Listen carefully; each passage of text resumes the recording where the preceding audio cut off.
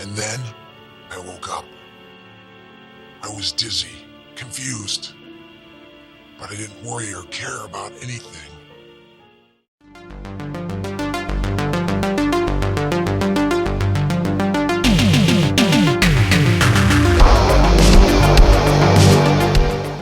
We are talking Scarecrow. This is a 2002 movie directed by Emmanuel Ittia, and this one stars Tiffany Shepis and Tim Young as our main character, Lester, who is the focus really of the story. So I bought this movie years ago, close to when it kind of first came out. It's actually part of a trilogy of films. This one was followed up by Scarecrow Slayer and then Scarecrow's Gone Wild. But I never actually watched it until right now. And I do love Scarecrow films. Scarecrow's from 1988. It's one of my favourite horror movies of all time. But this always struck me as maybe a little bit of a silly one. So I was never that enthralled to watch it. But, you know, I thought it's time I finally got around to seeing the movie. So the character of Lester is our sort of our main focus, so to speak. And he, at the beginning of the film, we see as a rather put-upon young man, constantly getting bullied, rejected from the girls. Even his own mother seems to somewhat dislike him and is a promiscuous, you know, white trash stereotype. And eventually he ends up getting murdered by through a circumstance, through one of his mother's boyfriends. But he's really crying out for help. The only kind of solace he has found was briefly in Tiffany Shepis' character, who kind of stuck up for him. But nonetheless, he's ultimately murdered right underneath a scarecrow, and his spirit seems to go into the scarecrow and comes alive a short time later, deciding he's going to kill pretty much anyone who he comes across, but specifically go after people who he feels have wronged him. What will happen? You'll have to watch the movie to find out. We've seen this plot done a few times. I've recently reviewed Scarecrow County, which had pretty much the same plot. And to start this off, there was kind of Dark Knight of the Scarecrow. So, what works in the movie's favour, first of all? I liked Tiffany Shepis in this role. I actually thought she was quite good as the kind of like the misfit girl who is kind of popular, but still morally kind of has her feet on the ground, and although she's kind of not trying to kind of chum up to necessarily to Lester, she still sees the kind of the you know, the kind of what harm people are doing, and I actually quite like it. That's actually, I'd even go as far to say, at the beginning of the first 30 minutes of the movie is kind of set up, and there were some quite touching scenes, I would say, in regards to the sort of scenes involving the kind of the two of them. And I think the guy who plays Lester does a pretty good job of, I think he's miscast, and we'll talk about that, but I think he does quite a good job of really selling you this kind of tortured soul in that kind of first 30 minutes.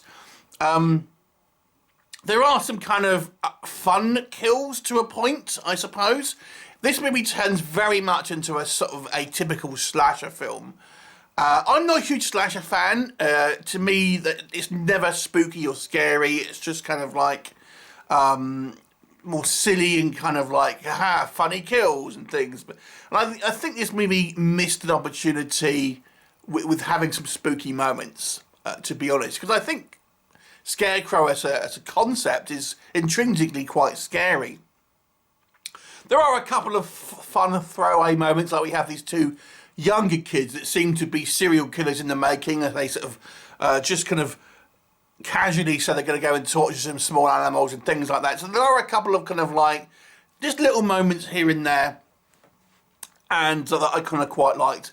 And I would say the music was quite good. I quite like the soundtrack. It's a bit overused at times, but I did think there was some pretty good musical touches on this film.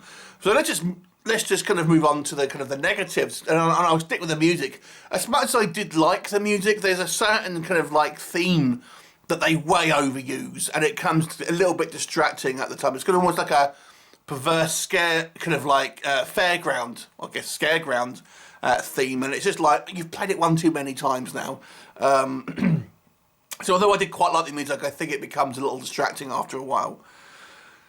Let me go with the main problem first.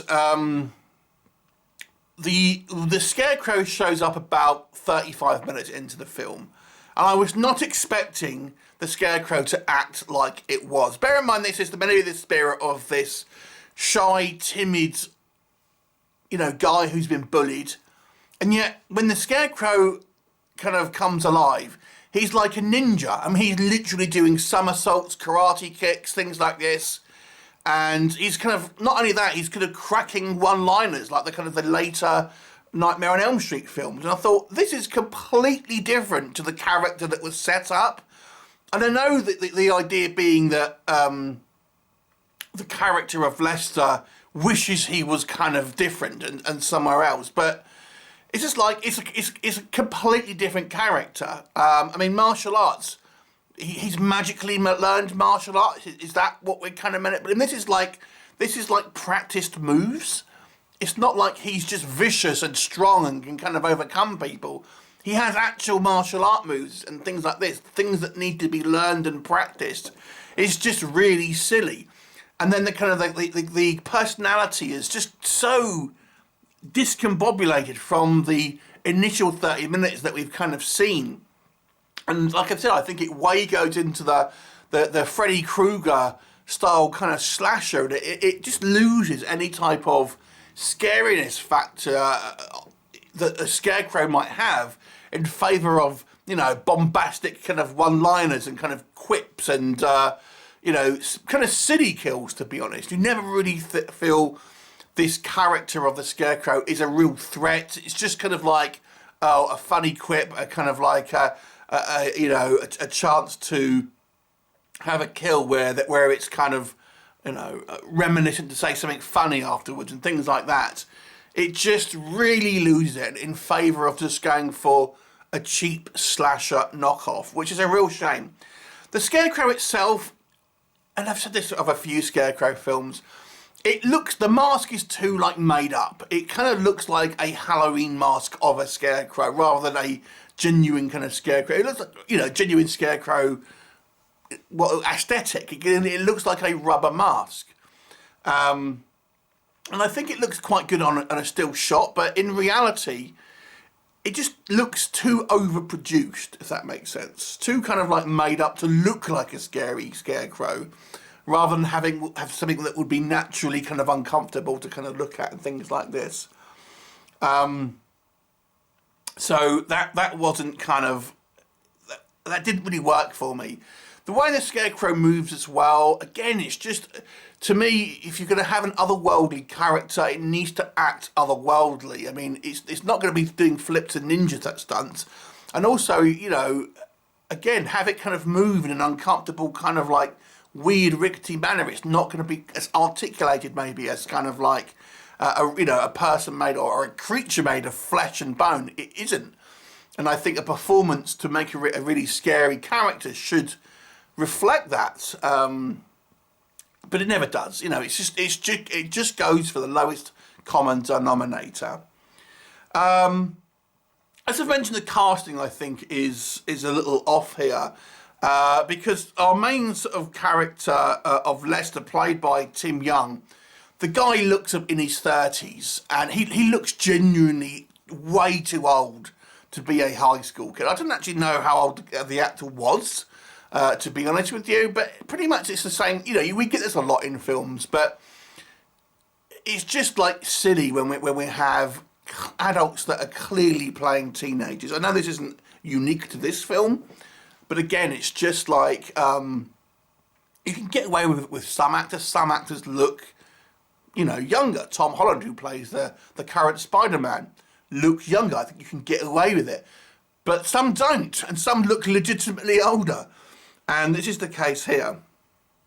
I think the acting, with the exception of Tiffany Shepis, who I quite liked, and the guy who played Lester to a point, although I think he's miscast, but the rest of the cast, I think, don't do a particularly good job and just kind of make it fall into that kind of cheesy B-movie kind of style of acting, ultimately. I don't think the kills, although some of them, have these quippy one-liners, I don't think are particularly kind of thrilling to watch. There's something too overboard here. This movie apparently had a lot of troubles on production, and it was only shot in just over a week. And I think you can kind of see some of the kind of the rushed filmmaking on kind of display here. The story is nothing to write home about. Like I said, it's more or less just a kind of facsimile of, Dark Knight the Scarecrow, things like that. So it doesn't have a lot going for it, to be honest with you. I wouldn't say it's out and out a bad film. There have been worse films. Even recently, there's been some quite poor Scarecrow films, but this is never scary.